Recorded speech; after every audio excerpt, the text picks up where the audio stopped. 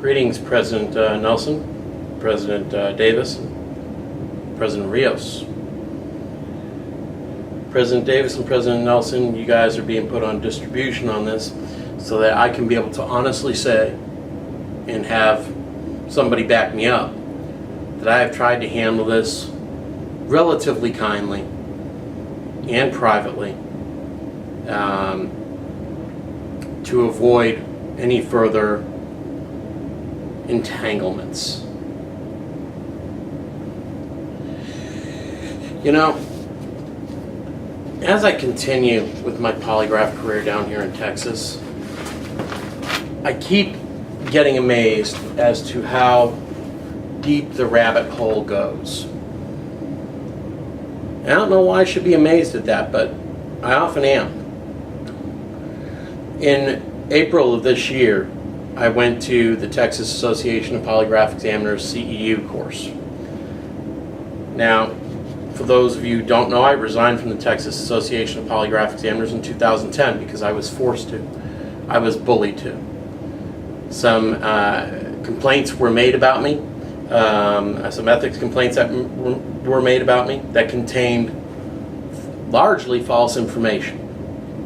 Now let me stipulate one thing here before we get going. I went to antipolygraph.org. Stipulated. I definitely took the wrong tone on antipolygraph.org. Beyond stipulated. Did I deserve to be punished for going to antipolygraph.org? Yeah, I did. And all that is stipulated. But ultimately, the only person I did damage to going to antipolygraph.org is me. Nobody else was damaged. The polygraph industry wasn't damaged either. Why? Well, because it's fair to say that the polygraph industry spoke out loudly and strongly enough where everybody believed that I was a liar. Fact of the matter is, I'm not. Give you a great example. And then, Mr. Rios, you know what? I got an idea. Let's do this first. Why don't you go to the video right below this, that's on the link right below this, and go ahead and just view that before you finish this. Okay, and I suggest that Mr. Nelson and Mr. Davis kind of do the same. Because, well, I'm going to expose who the real liars are down here in Texas.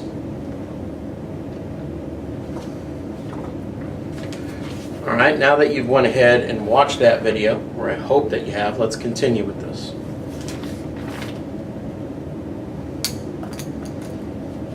In in October of 2009, Bill Parker filed the complaint against me. This complaint mainly contained accusations. I went to the World Wide Web, antipolygraph.org, which was completely inappropriate. I'll go ahead and I'll stipulate to that. But I accused them of multiple violations of state and federal laws, which I did. I accused behavioral measures and tape. I did. As well as Wooden Associates and a couple of other guys. I did that.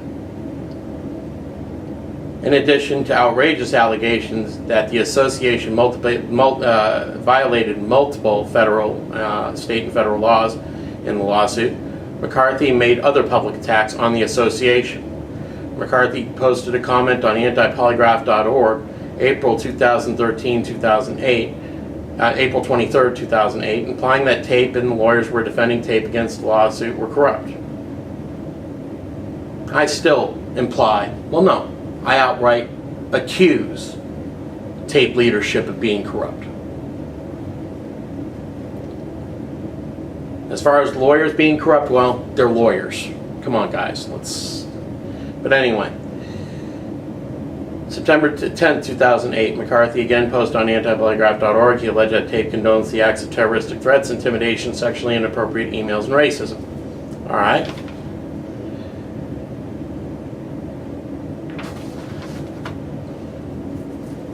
Andy Shepard was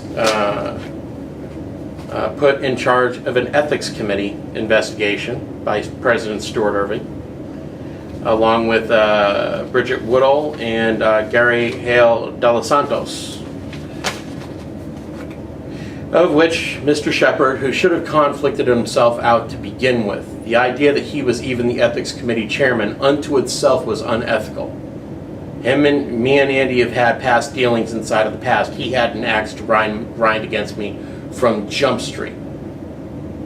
Okay, anybody that could say that Andy Shepard was impartial in this is either delusional or on drugs. Be that as it may, Andy Shepard repeated the claims made by Bill Parker. I almost kind of think that Bill Parker probably wrote this.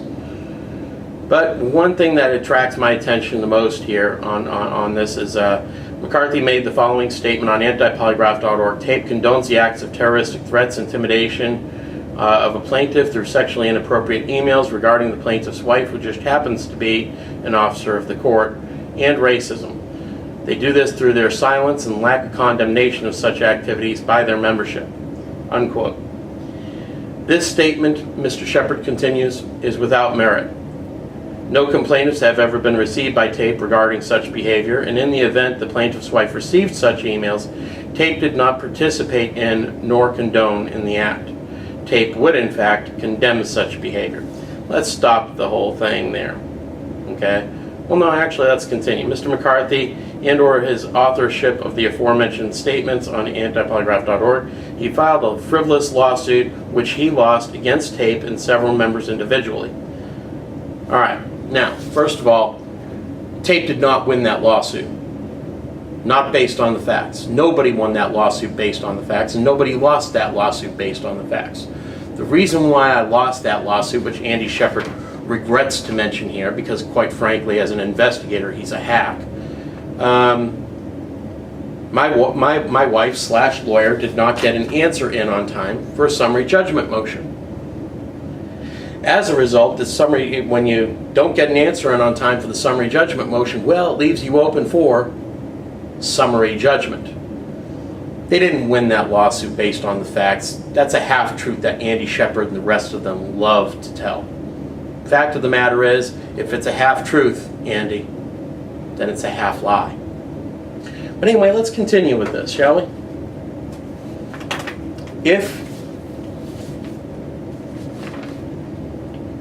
In the event that the plaintiff's wife received such emails, as if we were lying, well, let's go over it, shall we? June the 6th, 2008. Let's see here. Oh, there's a rumor that your wife likes chocolate mixed with nuts. Is there any truth to that?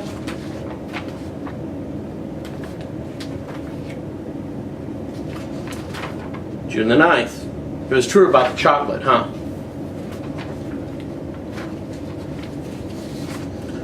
June the 10th. Enjoy those sweet kisses, and someone can always ask you how their dick tastes.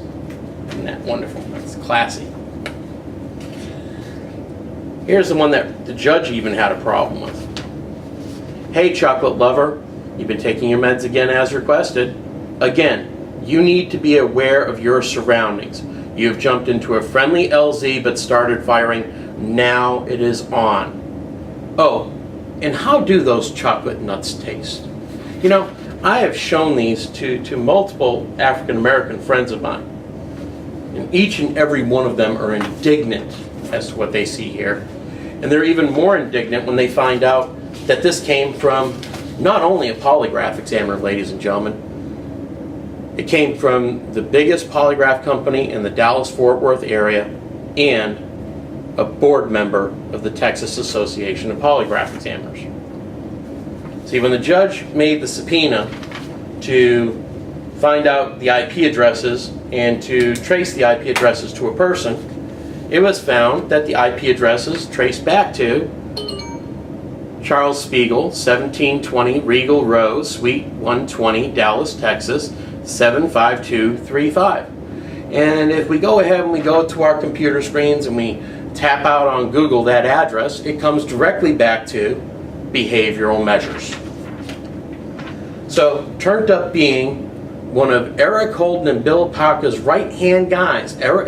Charles managed their biggest contract. So it was part of the behavioral measures management team. Not only was it a member of the Behavioral Measures Management team, but he was also a member of the board of directors on the Texas Association of Polygraph Examiners. But wait a minute, how could that be?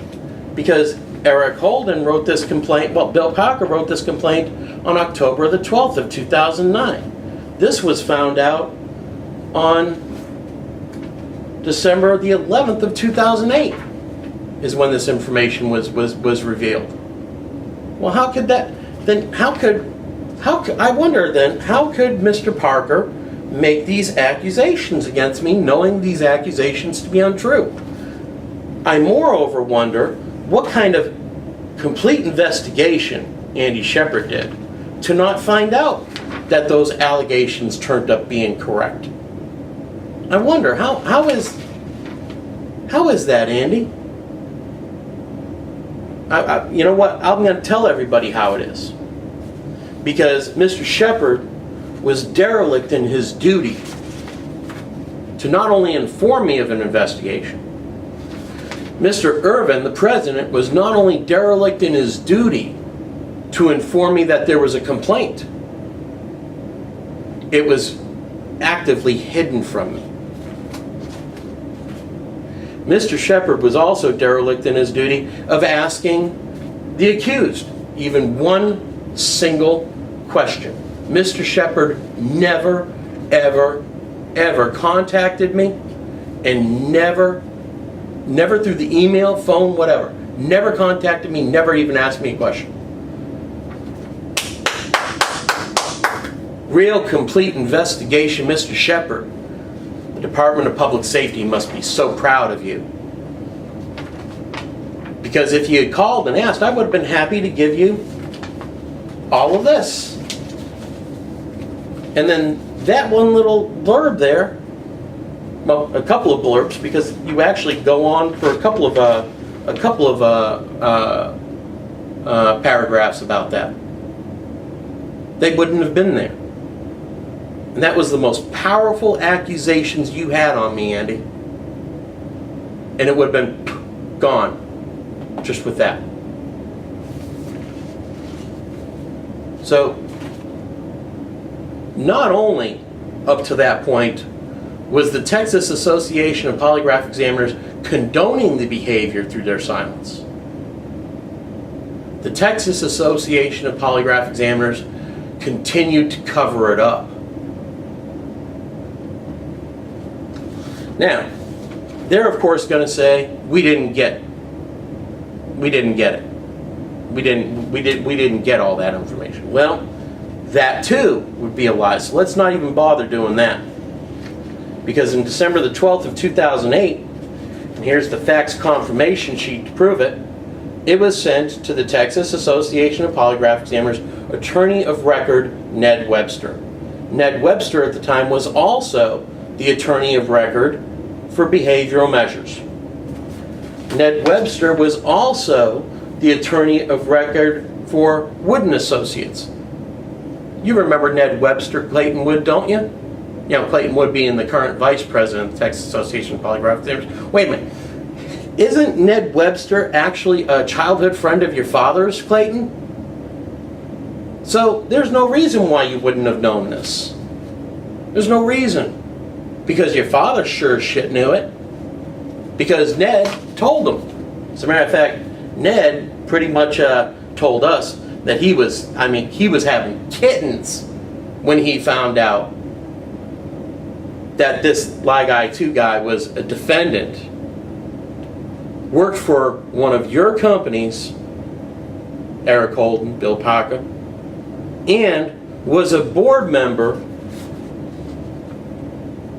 on the Texas Association of Polygraph Examiners. Here it is, right here inside the 2008 newsletter. Board member replacing Charles Spiegel, Gilbert Capuchuna. You get the idea. So Charles Member was a member of the board before November of 2008. Isn't that odd, huh? Isn't that strange?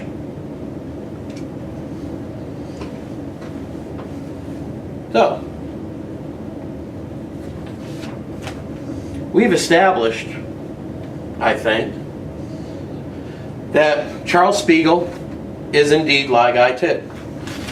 We have also established, I think, that the Texas Association of Polygraph Examiners had to have known because their attorney of record was informed.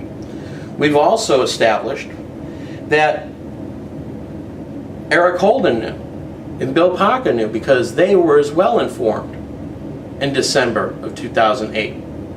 But wait a minute, again, their complaints were dated in October 2009, almost a year later. Now, so let's go to this, shall we?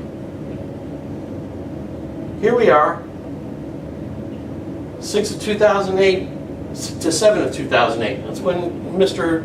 Spiegel had his little run there. Then in 11 of 2008, new officers come in. Up to that point, Charles Spiegel was still on the board of directors.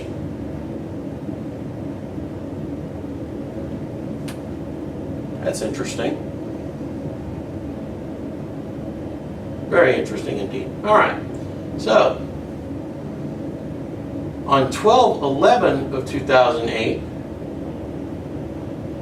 that's when we find out that Lie Guy 2 is Charles Spiegel. Personally, I think some people knew long before that, but we'll get to that. Don't you worry. 12/12, we inform their attorney of record. So 12/13 to 12/15, in case the 13th fell on a Saturday, that's about when they were informed. So let's take a look at possibly who could have been informed. Because a lot of people are going to sit there and say, I wasn't president, I wasn't on the board.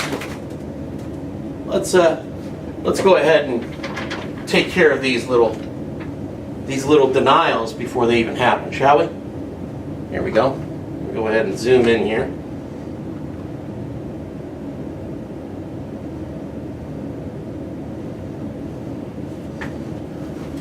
So,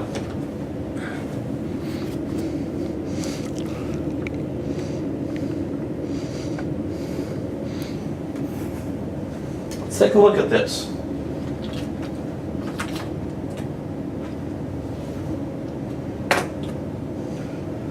Before November of 2008, President was Don Ramsey. Vice President was Raymond Lee. Secretary was Marvin Knoll. Board of Directors, Charles Spiegel, Maria Hubbard, Stuart Irving, and Jack St. John. Well, that's kind of convenient because Stuart Irving became president after that. Maria Hubbard became the secretary. Jack St. John became vice president after that. Huh. How about that? I wonder, where did Charles Spiegel go to? Well, Charles Spiegel, he went pretty much AWOL.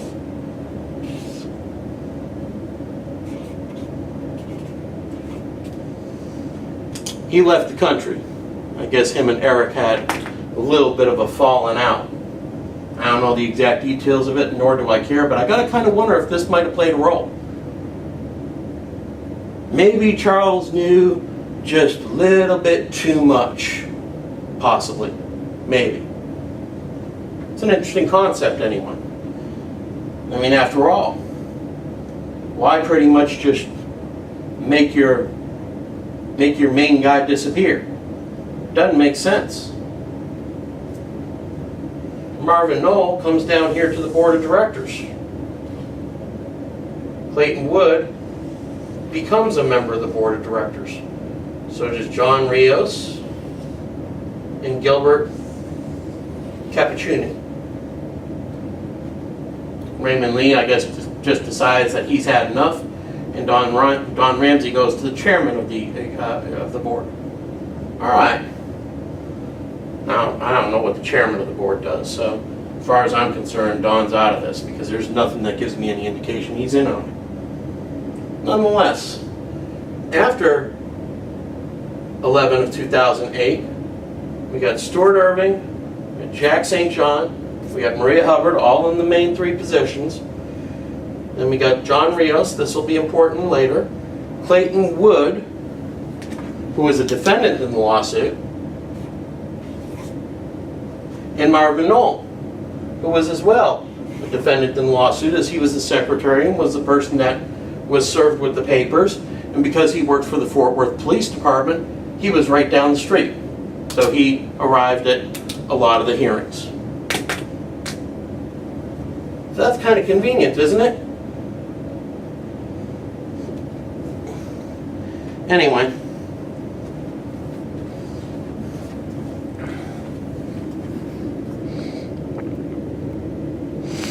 Very, very convenient indeed.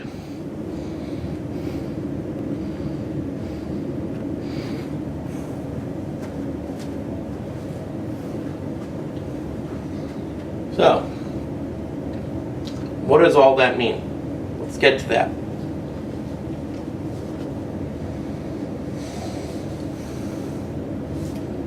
Mr. Shepard suggests expulsion from the Texas Association of Polygraph Examiners. The committee further reminds the board of directors that the sergeant-at-arms will be responsible for future preventing Mr. McCarthy, blah, blah, blah, blah, blah, blah. Anyway. Bridget Woodall, according to Andy, right here, I consulted with fellow committee members, Bridget Woodall and Gary Hale Dos Santos. Ms. Woodall concurred with the findings and recommendations. Mr. Dos Santos stated he consulted with legal counsel and was going to abstain from voting or making recommendations concerning this complaint. I wonder what Mr. Dos Santos' lawyer told him when Mr. Dos Santos told him about what was going on. I wonder what Mr. Dos Santos told his lawyer was going on. Very curious about that. But nonetheless, then Andy was nice enough to include parts of the bylaws and Constitution here, in which it states that censure, members may be censured by an action of the majority of the board of directors. Censure shall be in a closed session in the presence of the majority of the board of directors, the ethics committee chairman, and the member against whom such action is to be considered. Well, that would be me, wouldn't it, Andy? I wonder why I wasn't informed of this board of directors meeting. Never mind.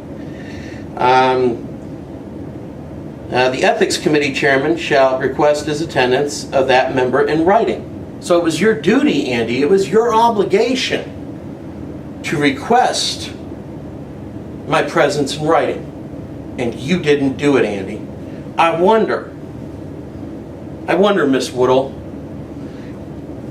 if you were a member of the ethics committee, why didn't you call me and ask me any questions, Miss Woodall? I mean, you concurred with this. You signed it. Are you in the habit of signing inaccurate documentation, Miss Woodall?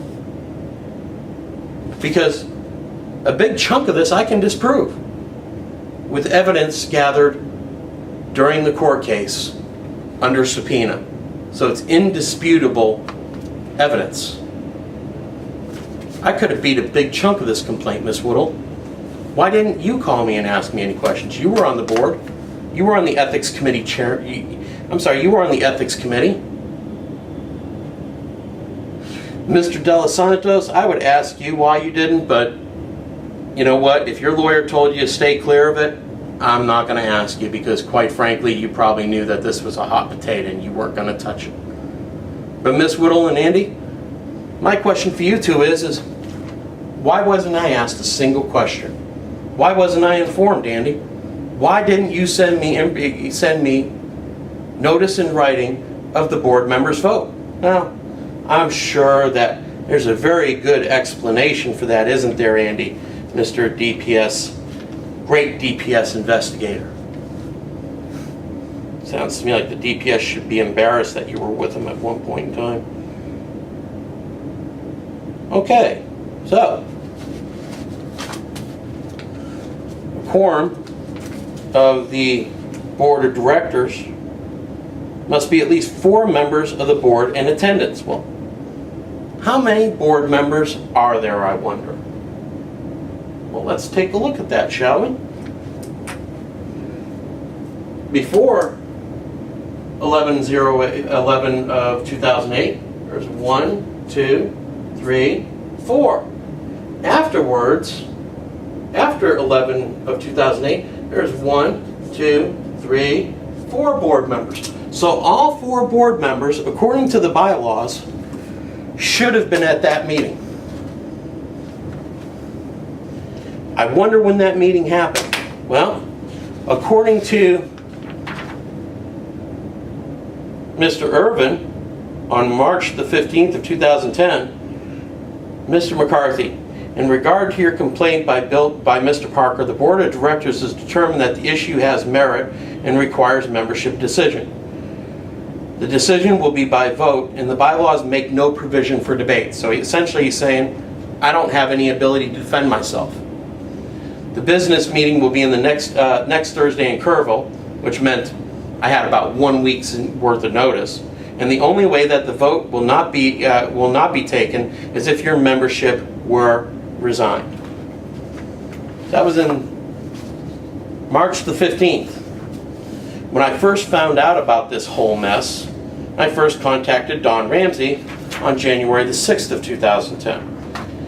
He gave me Mr. Irvin's email address because Mr. Irvin was then president, and he was informed January 2009 that I was aware of what was going on. Finally. No answer. January 13th, I have to make a second request. Isn't that convenient, huh? But I wonder, pray tell, how I found out that this investigation, that this complaint had even been made. I mean, if these guys kept it such a close secret, how would I have found out? Well, that's very easy. Mark Hubbard, Maria Hubbard's husband, called me just after the new year and said, Joe, do you know what Maria Hubbard and Jay Holden are doing to you? I don't know what you're talking about. Me and Maria Hubbard are friends. And no, I need to send you some emails, Mr. McCarthy. Because they're trying to get you kicked out of tape, and they're trying to do it secretly. Then he sent me a buttload of emails and text messages that were emails and text messages between her and Jay Holden. Hell hath no fury like a husband scorned, huh, Maria?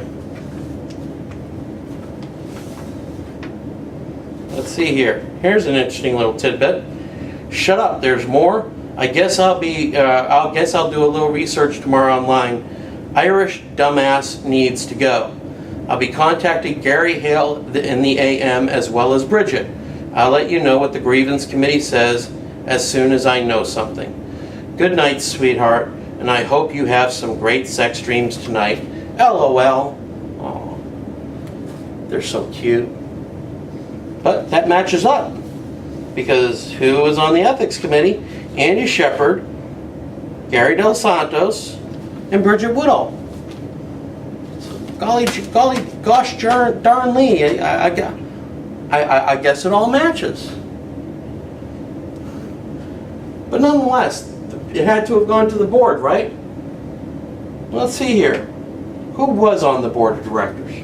Well, at the time, it was Gilbert.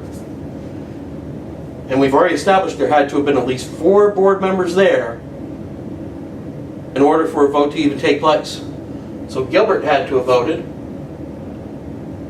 Clayton would have had to have voted, and he should have conflicted himself because he was a defendant. He had an axe to grind against me, same way Andy Shepard did. He should have done the honorable and the ethical thing and conflicted himself out, but he didn't. Marvin Knoll, he should have done the honorable and the ethical thing and conflicted himself out before he voted, because he had an axe to grind against me too as a defendant as well. Now, John Rios, that's interesting. Or at least it becomes interesting in a minute. So it was 2 people that were conflicted and 2 people that weren't. Would have seemed to me that there would have been an even vote there, or there should have been, if I had been allowed to give myself if I had been allowed to opportunity to defend myself, because while I'm sure that no provision, bylaws make no provision for debate at the membership vote, by the wording of the censure clause of the censure shall be in a closed session in the presence of the majority of the board of directors, the ethics committee chamber, and the member for which the action is to be considered. That sounds like a trial to me. That sounds like that would have been my opportunity to defend myself, but I guess with the truth actually out there, Andy, I guess the truth being at this censure hearing might have been a little bit too much for you to handle. Huh? But here's where this becomes important.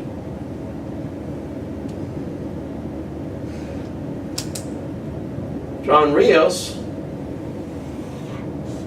is now the president of the Texas Association of Polygraph Examiners. Clayton Wood is now the vice president of the Texas Association of Polygraph Examiners, and Maria is still the secretary. We'll discuss that definitely in a minute. As you remember from my recording of my conversation with Mr. Rios in April of this year, you'll hear at marker 20 minutes and 29 seconds Mr. Rios say, I was not part of that deal. Really, Mr. Rios, you weren't part of that deal? You were there. You voted for me. You had to have voted because there had to have been 4 people there to vote. According to the Texas Association of Bylaws, which you say you know completely. According to this, I'm not here to play political games. All I know is what's in those books. All I know is what's in those books. So, you knew. You knew about it. You knew about what was going on. All that evidence that I was handing you, you already knew. And you looked me in the eye, Mr. Rios, and you lied to me. You lied to me. Why, Mr. Rios? Why did you lie to me? Do I sound angry? You're damn right, Skippy, I'm angry. I get angry when people lie to me. That's my job. I don't like it when people lie. So you lied to me, right to my face. You lied to my wife, right to her face. I had nothing. I was not a part of that deal. Isn't that what you said? Go ahead and go back on the video there, John. I wonder, John, did you ask Andy Shepard if he informed me 10 days prior to that board meeting? You knowing these bylaws, all you know is what's in those books, right? That's your quote, isn't it? All I know is what's in those books. Did you ask Andy Shepard if he followed the bylaws during his investigation? Probably not. I wonder, Clayton, did you ask Andy if he followed the bylaws? Willing to bet probably not. And here you are, you're the vice president. As a matter of fact, if one were to presume by a pattern, because after Stuart Irving left as president, Jack St. John moved in as president after that. So, if I were to go ahead and go by patterns here, I would say, Clayton, you're the next in line to be president. I wonder, did you ask Andy Shepard if he followed the bylaws? And if you didn't, isn't that a little unethical? To vote knowing that the bylaws were broken, knowing that I wasn't given my opportunity to defend myself, knowing I wasn't even asked one single question? Don't you think it's unethical to vote on an investigation report that is incomplete and quite frankly botched? I think that's unethical. Hey Marvin, how about you? How about you? Did you ask? Did you vote on an investigation that was incomplete and botched? I think you did. You know, let's talk about ethics. It's funny how they break their own ethics rules in order to find me unethical. In order to find this horrible person unethical, they have to break their own bylaws. Isn't that convenient? They have to be unethical to prove that I'm unethical. What does that say?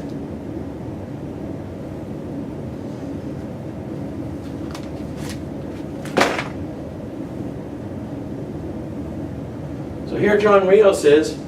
He's the president. I don't know anything about this, Joe. I'm bombed. I'm shocked. I don't know anything about it. Here's Clayton Wood. He knew about this. He voted on it. Here's Maria Hubbard. She's been doing the hunka-chunka with Jay Holden and going ahead and withholding everything. She's been playing, her and Jay Holden keep talking back and forth about, hey, do you get any more copies of the McCarthy packets? I would love to know where those McCarthy packets went off to. And isn't it true that Jay Holden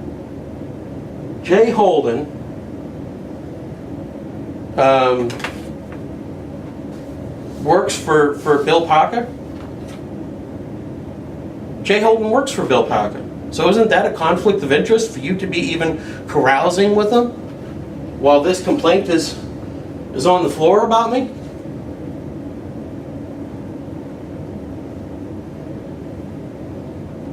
You know, and what's funny is that you guys can't deny that this was the newsletter for November of 2008. Why? Because Jay Holden remained the editor. So much for that, huh? It's interesting. It's very, very interesting. I wonder who the newsletter editor this year is, Michael Shamiris, who is also a board director. And the website editor is Jack St. John. Hey, Jack, do you remember when you were supposed to take my my complaint down all the way back in 2010? Do you remember that, Mr. St. John? Wow. I remember that too. Here we go. Joe, charging document was uploaded to tape site yesterday at its members page at the bottom. Put your mouse over the number 4 and download it to your machine. Call or text when you get it done, please. January 17th, 2010. As your email, right, Mr. St. John? But fact is, that document wasn't taken down until October of last year, 2013.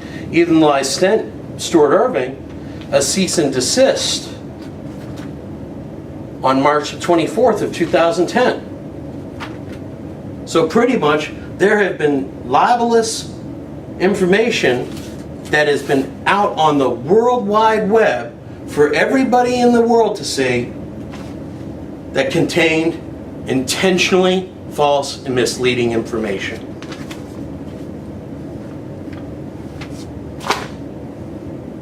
That is libel, according to many lawyers I've talked to recently, by the way.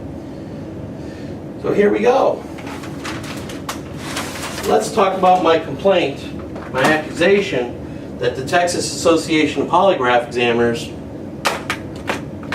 condones condones terroristic threats, sexually explicit emails to intimidate a plaintiff in a lawsuit, and racism. We've already gone over the racism, haven't we? Well, let's take a look at this. 10/12 of 2009. That's when Bill Parker releases his little bullshit complaint against me with tape. That you got, Stuart Irving. 10/26 of 2009.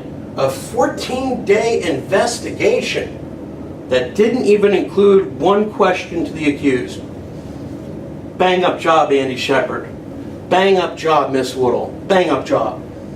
But anyway, other than the botched, completely bogus investigation, he still goes ahead and files the findings based on incomplete and inaccurate information that he knew to be incomplete or inaccurate, or should have known it to be incomplete and inaccurate. But anyway, let's look at that for just a second. Let's go back to that for just a second here, because we've already established right here, we've already established that on December the 12th, well, December 13th or 15th of 2008, there are two people that Mr. Webster would have called. One out of two people. Given that most of Mr. Webster's, from what I understand, most of Mr. Webster's communication happened with Marvin Knoll because he was in Fort Worth. So if he went ahead and contacted the secretary, well, golly gee whiz, that would be Maria Hubbard. So Maria Hubbard would have known that it was Charles Spiegel. Of course, she knew before that point because back then her and I were still quote-unquote friends before I found out she was a rat. Her and I were still friends. And I know I called her with that information. Or Stuart Irving knew. Their lawyer would have contacted the president or the secretary. So they knew who Charles Spiegel was. They knew Charles Spiegel sent me those racist emails. They know me that Charles Spiegel sent those terroristic threats to a party in a lawsuit. By the way, telling me to watch my back happened a day before a big hearing in the case. Obviously to intimidate or harass me. Scare me from even showing up, maybe. One can only presume. One can only speculate, but fact of the matter is, one thing you cannot speculate. You can't speculate that I got those emails, and you can't speculate as to who those emails came back to. Those are facts. Cold, hard, cruel facts. So, in January of 2010, I find out through Maria Hubbard's husband that the complaint was filed, and that's been hidden from me all this time. That's also when I get the complaint from Jack St. John finally, and well, I've just been given the runaround all the way until March of 2010, when Mr. Stewart told me that the board had already voted without my presence there, and it was going to go between a membership decision. So between these 2 points right here, that 4-member board that included Mr. Rios, that included Clayton Wood, who should have conflicted himself because he was a defendant, and included Marvin Knoll, who was a defendant and should have conflicted himself out. But they voted anyway. And I can only assume that none of them asked where I was. I can only assume that none of them asked Andy Shepard. But one thing that's a fact, either they didn't ask or they knew that the fix was in. Either they didn't ask because they were derelict in their duties as board members to make sure that Andy did his job properly, or they knew that the fix was in. Those are the only 2 options, really. But be that as it may, here we go. 4/14, April of 2014. I go to John Rios and I tell him, look, all I want to do is sit in the back of the classroom for 7 damn hours and take my CEUs. That's all I want. I just want to sit in the back of the classroom, pay you the full fee. I don't know whether it was $125, $150, I don't know. I was willing to pay the full fee, sit in the back of the classroom, quietly, cause no problems, and leave. Apparently that's too much to ask. Now, it's important to note that the Texas Association of Polygraph Examiners right now are the only licensed providers in the state of Texas for private examiners. So they are pretty much the gatekeepers. They are the gatekeepers of the industry for right now in Texas. The same way they were back in the Polygraph Examiners Board. They are the gatekeepers. They have their function as the gatekeepers yet again. and they're right back to their old tricks. Because that's why they don't have the Texas Polygraph Examiners Board anymore. It's because this is the kind of stuff that they pulled in the Texas Polygraph Examiners Board. And who was the presiding member of the Texas Polygraph Examiners Board, I wonder? Andy Shepard. Interesting, huh? Now we're in the present. Mr. Shepard had been given all that information, including about Ligai 2, because I didn't know that Mr. Rios had been in this all along. But Mr. Rios was given the information about Ligai 2, aka Charles Spiegel. Right there. Right there. On April of 2014. Now we got the present. September the 31st, 2014.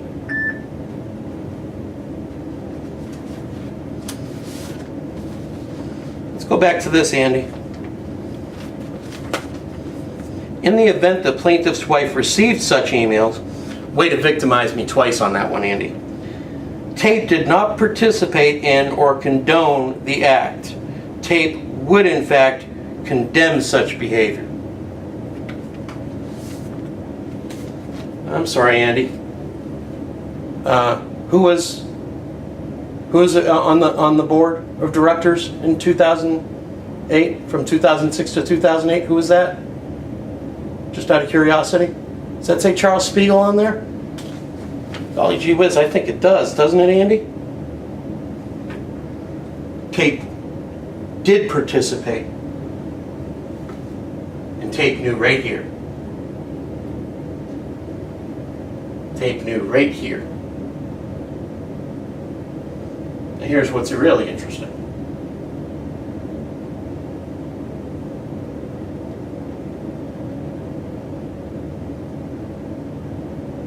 Oops, sorry. Here we go.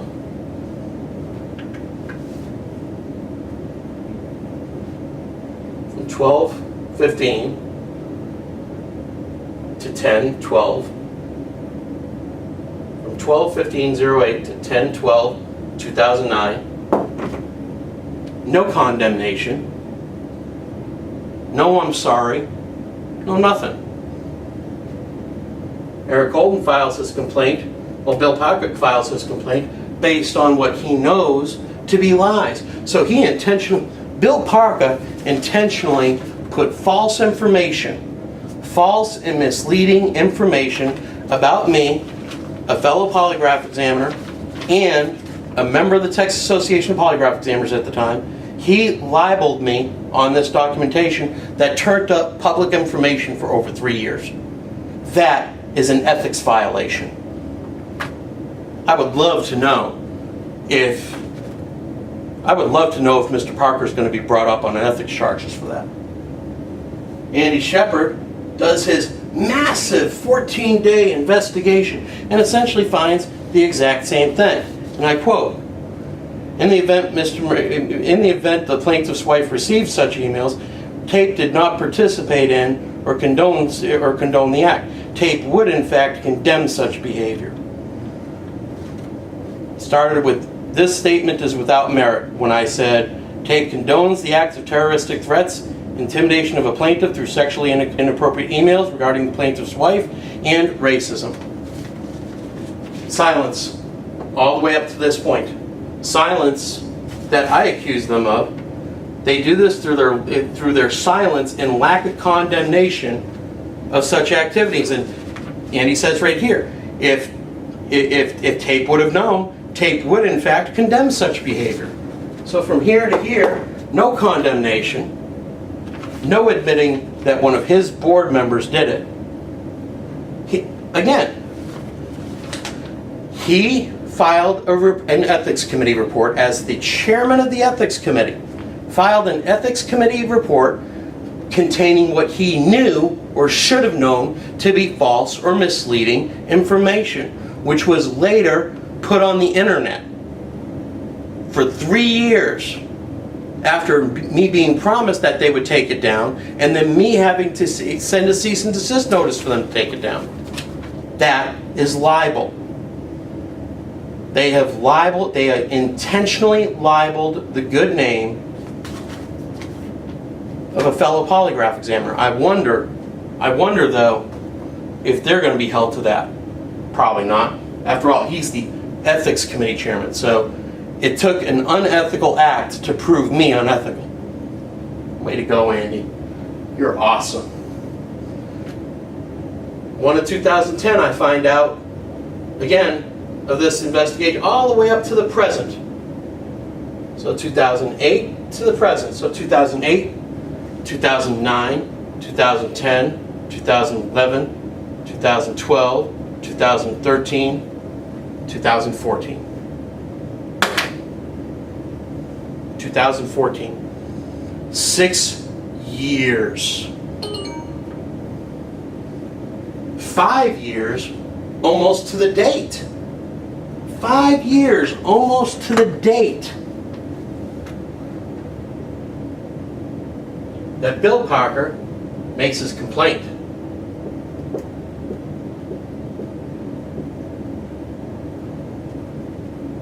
Six years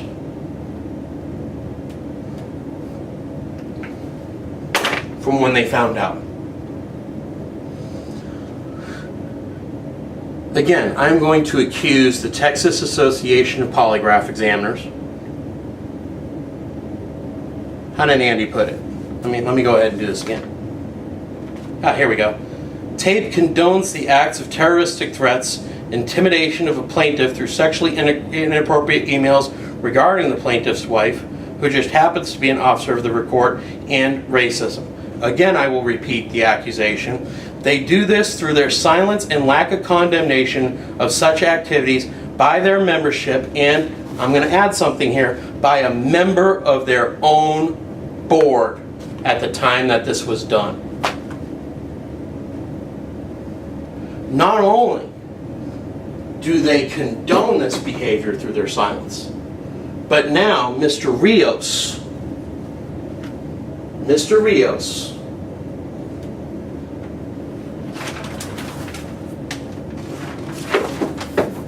you covered it up.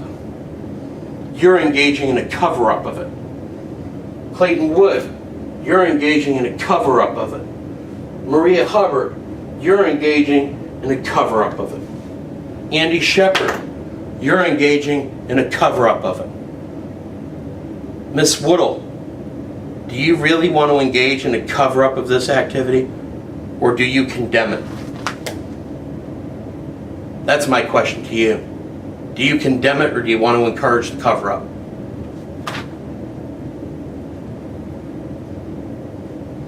Mr. Capuchino, I wonder, do you want to continue to join in the cover-up, or do you want to condemn the behavior? Because those are the only two choices, boys and girls. Well, a lot of you have already made your choice. It's the one thing I love about numbers, time. Numbers never lie. Now here's the point that I'm making. If they have taken this much of an effort to lie about all of this, I wonder what else they were lying about during the lawsuit when they said that they weren't doing this stuff. I've already proven them to be liars. I've already proven them to be people who condone and cover up racism. I've already proven them to be essentially sexists. And most of them are PCSOT certified too, which is really kind of sad.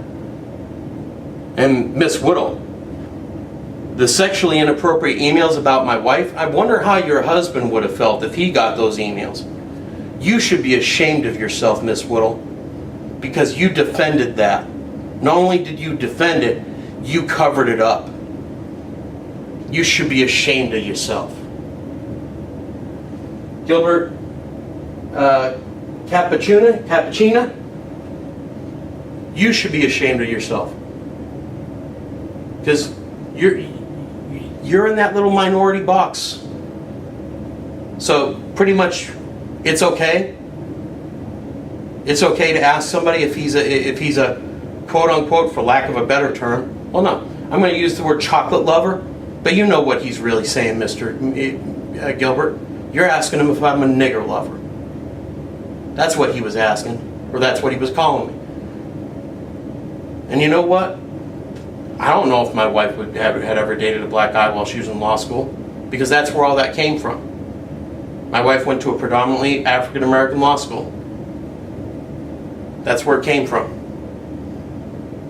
I didn't ask her if she dated somebody that was an African American law school. Why? Because I don't give a rat's ass. That's not in my makeup. That's not who I am. Apparently it's who you guys are, because you guys helped cover it up.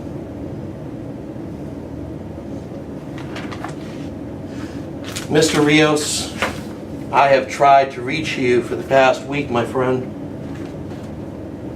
My requests have gone ignored.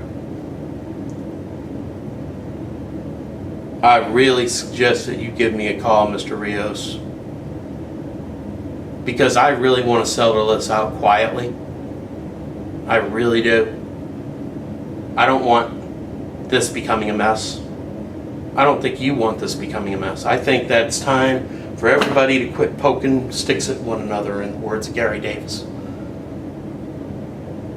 You need to call me, Mr. Rios, before this gets ugly. Because it's going to get out of hand. And it's going to get out of hand by the end of the week.